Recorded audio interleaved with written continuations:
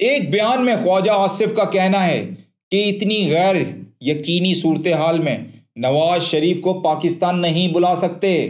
ख्वाजा आसिफ साहब, इस तरह के बयान देकर या तो आप हमें गधा या बेवकूफ़ समझते हैं या फिर मियाँ साहब को मासूम पेश करने की नाकाम कोशिश करते हैं।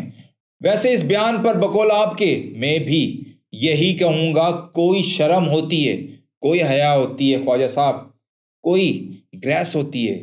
अगर मियाँ नवाज शरीफ वाकई किसी सर्कस के शेर नहीं बल्कि किसी जंगल के शेर हैं तो इन्हें मेरी तरफ से मशवरा है कि मियाँ साहब, मुश्किल और गैर यकीनी वक्त पर ही कौम के साथ खड़ा हुआ जाता है।